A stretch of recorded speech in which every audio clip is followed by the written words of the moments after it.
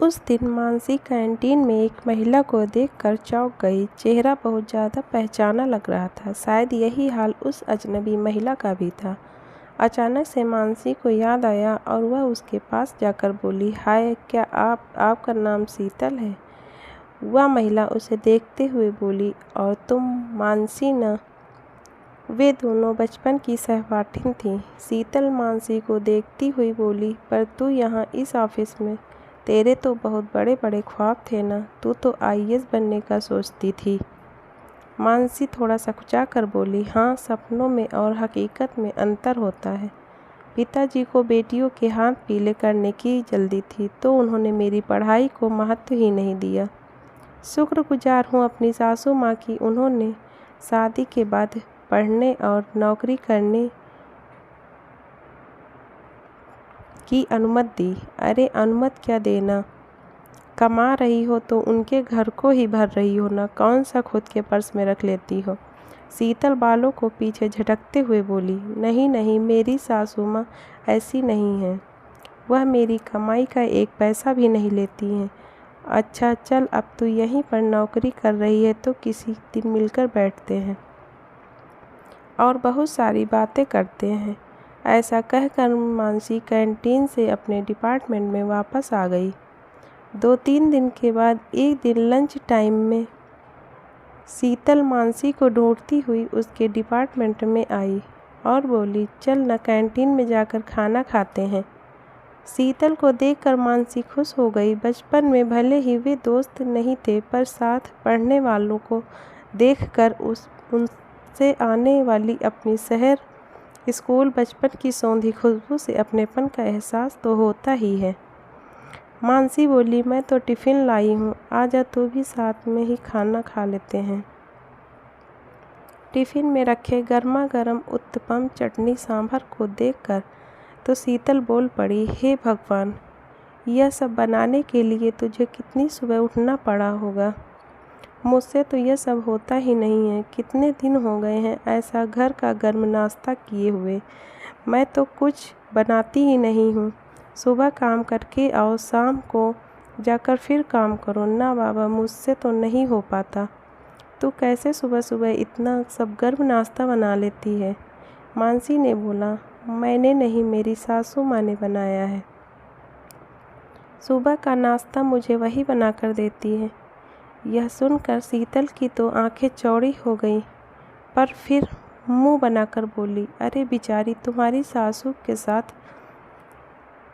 तुम सासू के साथ रहती हो, तब तो तुम्हें बहुत काम करना पड़ता होगा और अपने मन का कुछ कर भी नहीं पाती होगी ना। अपने मन का खाना न पहनना, हर वक्त सास से दब कर रहना। मानसी उसे नकारते हुए बोली, नहीं, ऐसा कुछ नहीं है। मेरी सासू माँ तो मुझे शाम को भी रसोई में जाने नहीं देती है। कहती हैं, थक कर आई हो, जाओ पहले थोड़ा समय मानवी बेटी के साथ खेलो और थोड़ा समय मानसपति के साथ बिताओ। अभी मेरे हाथ पैर चल रहे हैं और तुम्हारी खेलने खाने की उम्र है। काम करने को तो जिंदगी पड़ी है। सच में मेरी सासू माँ तो बहुत अच्छी हैं। सच कहूँ तो मम्मी से भी अच्छी, यहाँ तक कि उन्होंने तो शादी में दहेज भी नहीं लिया था। हे भगवान, मानसी, तू कहाँ फंस गई? तेरी शादी को कितना समय हुआ है? कहीं ऐसा तो नहीं है कि तेरे पति में खानदान में कुछ खोट हो? शीतल चिंतित होते हुए बोली। मानसी थोड़ा झुंझला कर बोली, कैसा खोट? इतने सालों से साथ में हूँ, मानो तो इतने अच्छे हैं कि सिगरेट शराब तो दूर, एक लौंग तक का व्यसन नहीं करते हैं। मालूम है, मेरे ससुराल में कोई भी मांस नहीं खाता है। मम्मी पापा ने भी शादी से पहले जब मैंने एतराज़ किया तो बोला, तो क्या हुआ, मांस खाना कौन बड़ी अच्छी बात है, तुम भी मत खाना। पर सासू माँ ने कहा, तुम्हें मांस पसंद है तो बाहर जाकर खा सकती हो, घर पर ही बनाना हो तो ऊपर छत वाले चौके में मैं सारा इंतजाम करवा दूंगी। हाँ, तो इसे अच्छी नहीं, समझदार सास कहते हैं। उन्हें मालूम था कि मना करेंगी तो शायद तुम नहीं मानोगी, ऐसे उनके एहसान के नीचे दब कर शायद खाना छोड़ दोगी। सच कह रही हूँ ना मैं। अब तूने खाना छोड़ दिया है ना? शीतल ने गंभीरता से कहा। मानसी विचार में पड़ गई। क्या ऐसा हो सकता है? मानसी को विचारों में खोया देखकर शीतल फिर बोली, तू आज भी बहुत भोली है। ससुराल में सब तेरे भोलेपन का फ़ायदा उठाते होंगे। अच्छा बता, जीजू की सैलरी वो किसे देते हैं? मानसी सोचते हुए बोली, खुद रखते होंगे या माँ को देते होंगे, क्या पता। मैंने कभी जानने की कोशिश की ही नहीं। वैसे भी सारा घर माँ संभालती है और मानो घर के बड़े बेटे हैं तो उनकी तो जिम्मेदारी बनती है। मेरी भोली सखी, अच्छा हुआ मैं तुझसे मिली, नहीं तो सब तुझे लूट लेते। अरे पागल, इसीलिए तो वो रसोई में जाने नहीं देती। नहीं तो सोच, ऐसी कौन सी सास होगी जो बहू के होते हुए भी काम करना चाहेगी। मैंने तो शादी के 2 महीने बाद से संजय की सैलरी का हिसाब रखना शुरू कर दिया था। अरे भाई, इसमें शर्म कैसी? पति है मेरा, और 6 महीने बाद ही बोल दिया था कि मेरे घर में तुम्हारे माता पिता की कोई जगह नहीं है। मानसी आश्चर्य से शीतल को देखते हुए, तुम्हारे घर? अरे वह उनके बेटे का भी तो था। शीतल बोली, शादी के पहले तक, शादी के बाद नहीं। मालूम है बहुत इमोशनल ब्लैकमेल कर रहे थे संजय को, तो मैंने एक दिन अपने सास ससुर से बोल दिया, या तो मुझे चैन से अकेले रहने दो, नहीं तो तैयार हो जाओ जेल जाने के लिए। जहाँ एक बार दहेज उत्पीड़न का केस किया, फिर तुम्हारी और तुम्हारे बेटे की ज़िंदगी अदालत का चक्कर काटते ही बीतेगी। मानसी ने कुछ आश्चर्य, कुछ अपने अनमनेपन से अपना टिफ़िन ख़त्म किया। आज उसे टिफ़िन के खाने में वो अपने प्यार का स्वाद नहीं आ रहा था, क्योंकि शीतल कटुता का नमक जो मिला गई थी। ऑफिस खत्म होने पर मानसी घर पहुंची तो रोज की तरह सासू माँ ने मुस्कुराकर दरवाज़ा खोलते हुए हालचाल पूछा। आज मानसी को वह मुस्कुराहट बनावटी लग रही थी, पर उसने तुरंत अपने मन में आए नकारात्मक विचारों को झटक दिया। पर आज उसने मानवी को गले से नहीं लगाया, उसकी दिन भर की बातें नहीं सुनी।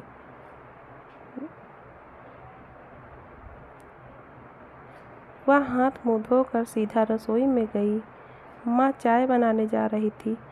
मानसी बोली, रहने दीजिए माँ, चाय मैं बनाती हूँ। क्योंकि मानसी के दिमाग में शीतल की बातें गूंज रही थी। एक ही ऑफिस में होने के कारण शीतल अक्सर मानसी से मिलती रहती और हमेशा ससुराल वालों के बारे में उल्टी सीधी बातें कर मानसी के मन को उनके खिलाफ भरने की कोशिश करती, जिसमें कि वह सफल भी हो रही थी। अब मानसी भी सोचने लगी थी कि हाँ, साथ में रहने पर कितना मुश्किल है, सारा पैसा खर्च हो जाता है।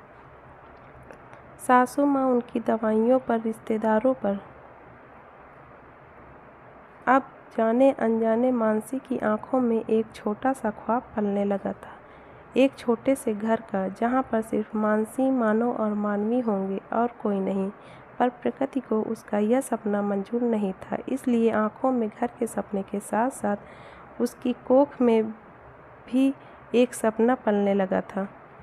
शीतल की बातों के प्रभाव में आकर मानसी अब बहुत अलग व्यवहार करने लगी थी। वह कई बार दबी जुबान से अलग रहने की बात भी मानो से कर चुकी थी। मानो उसे प्यार से समझाता, पर उसे सबका प्यार दिखावा लगता। सब उसके व्यवहार का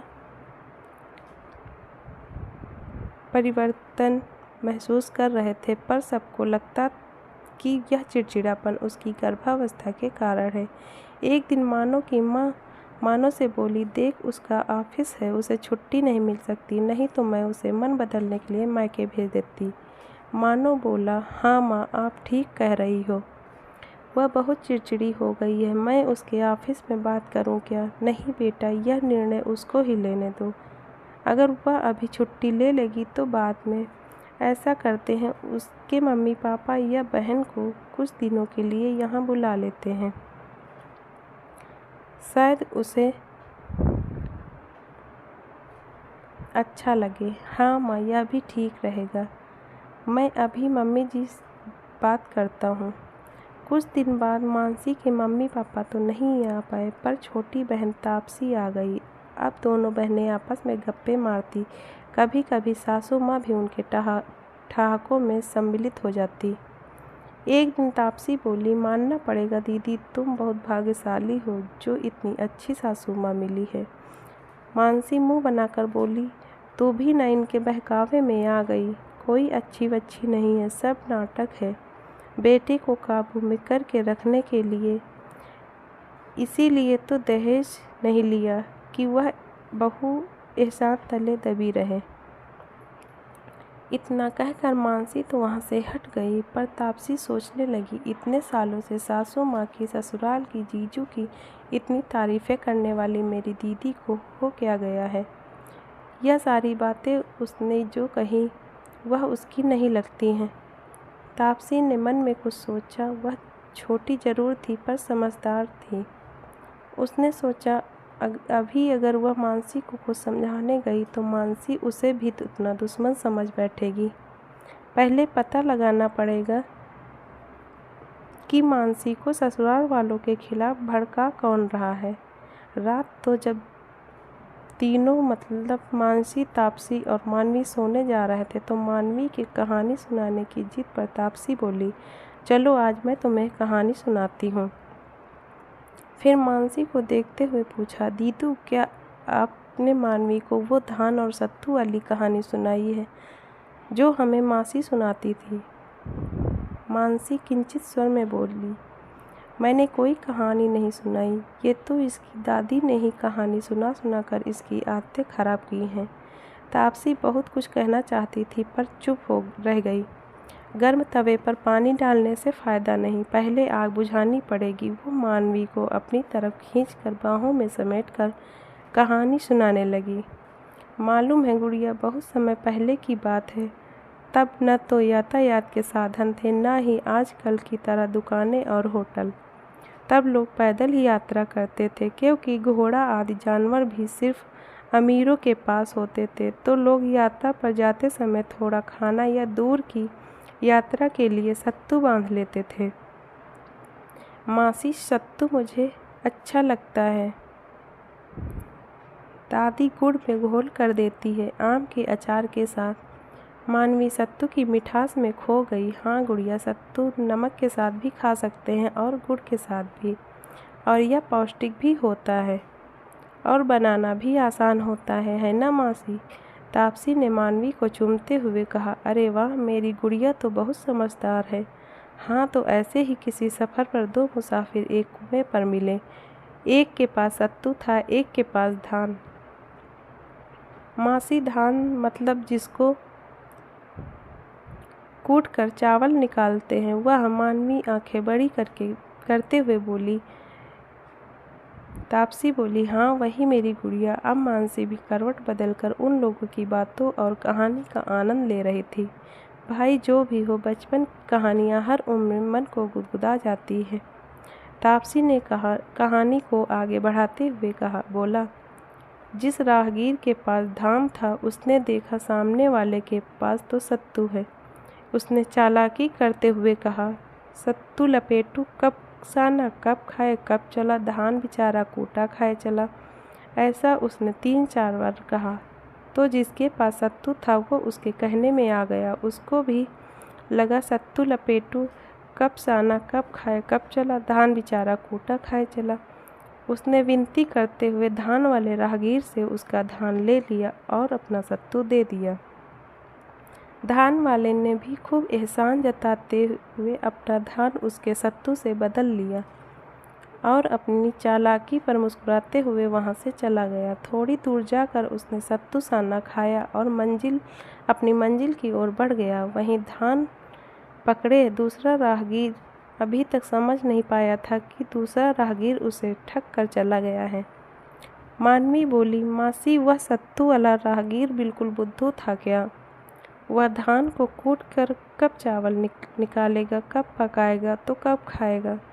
तापसी बोली, बुद्धू तो नहीं था पर बुद्धू ही कहलाएगा अगर कोई ऐसे किसी की बातों में आ जाएगा। मानवी बोली, मासी ऐसा नहीं होता है, कोई भी इतना बुद्धू नहीं होता कि बिना सोचे विचारे किसी की बातों में आ जाए। तापसी बोली, गुड़िया अभी आप छोटे हो, दुनिया में दुनिया ऐसे लोगों से भरी पड़ी है, आप समझ भी नहीं पाते कब ये अपनी मीठी मीठी बातों से आपके दिमाग पर काबू कर लेते हैं।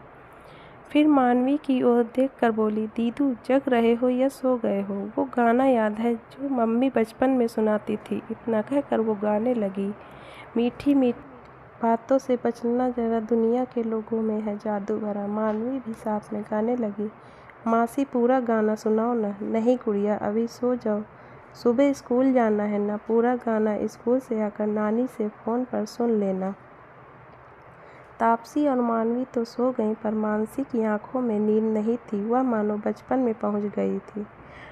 उसके कानों में बार बार सिर्फ यही गाना गूंज रहा था, मीठी मीठी बातों से बचना जरा, दुनिया के लोगों में है जादू भरा। दूसरे दिन शाम को जब मानसी ऑफिस से घर आई तो चाय वगैरह पीने के बाद तापसी बोली, दीदी आप मुझे कहीं घुमाने नहीं ले गए इस बार? मानसी बोली, इतने सालों से तो हर बार घूमती है, अब कुछ बचा भी है तेरे लिए? ठीक है, कल छुट्टी है, कल मॉल चलेंगे। क्या दीदू, मॉल तो मैं वहाँ भी घूम लेती हूँ। आपने बताया था ना आपकी बचपन की कोई दोस्त यहाँ आपको मिली है, वो कई बार यहाँ घर पर भी आ चुकी है। चलो ना, मुझे उससे मिलवाओ ना।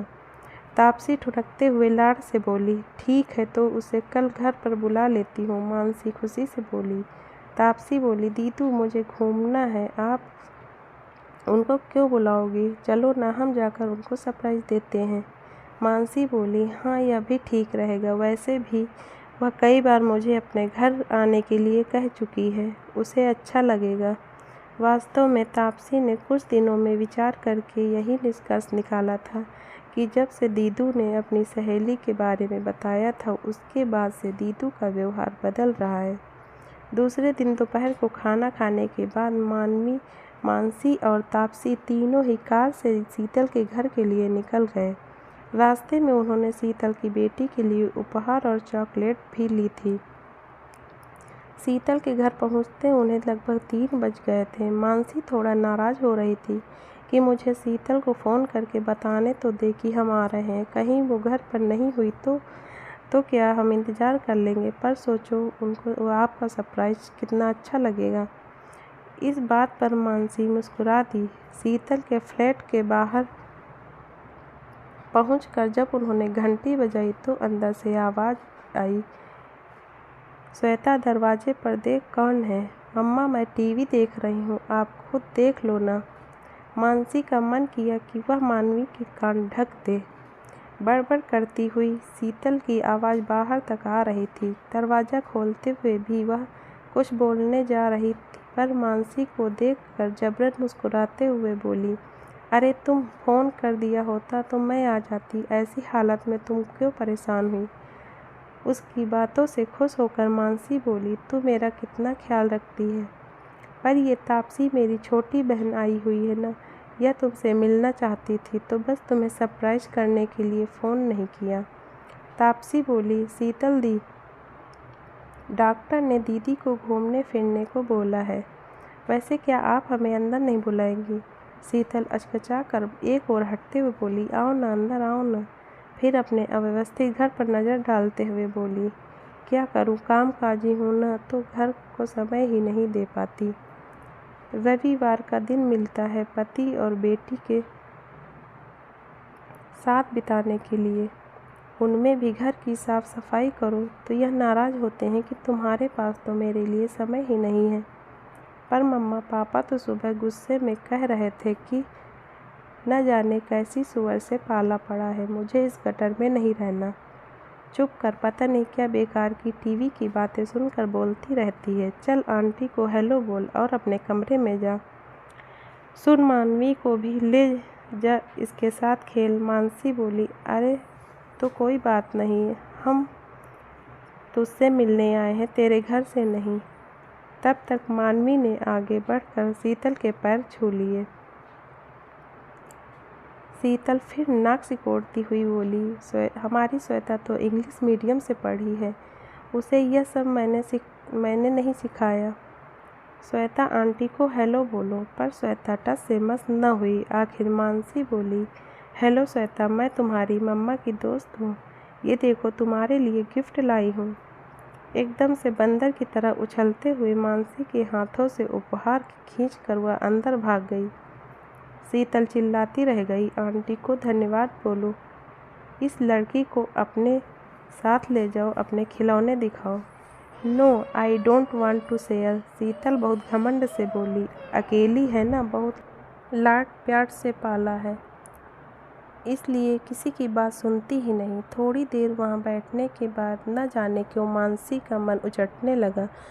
वह शीतल से बहाना बनाकर कि उन्हें डॉक्टर के पास भी जाना है रेगुलर चेकअप के लिए, वह वहाँ से बगैर कुछ चाय कॉफ़ी पानी के उठ गई। शीतल ने रोकने की कोशिश भी नहीं की।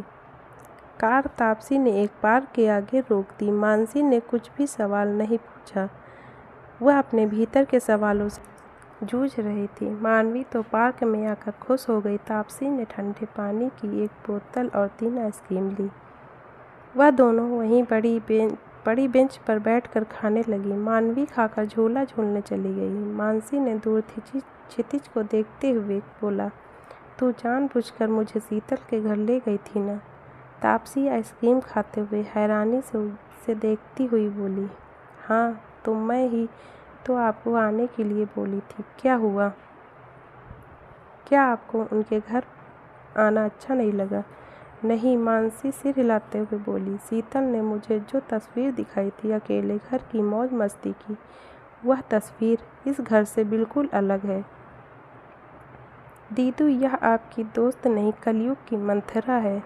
यह न इतने महीन काटते हैं कि सामने वाला संभल भी नहीं पाता। अभी कैसे वह रोना रो रही थी, अकेले रहने का और सारा काम खुद न कर पाने का।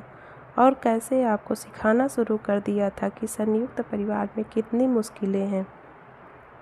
हाँ तापसी, मैं उसके बहकावे में आ गई थी।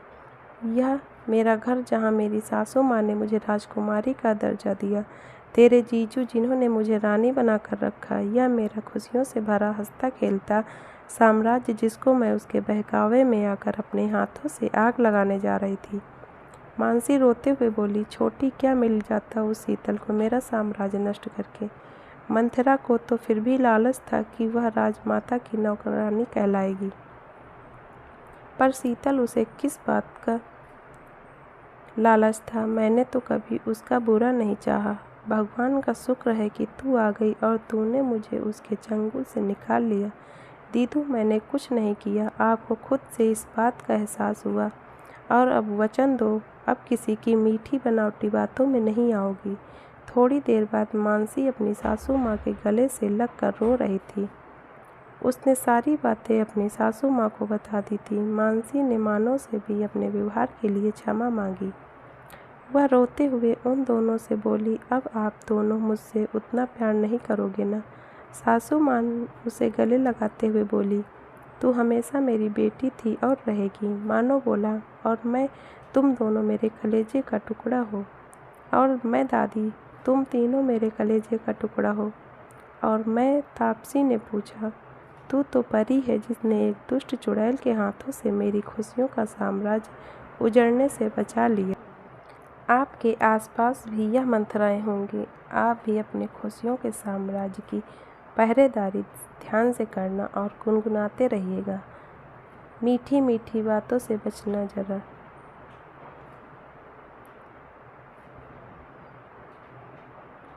धन्यवाद। आपको ये कहानी अच्छी लगी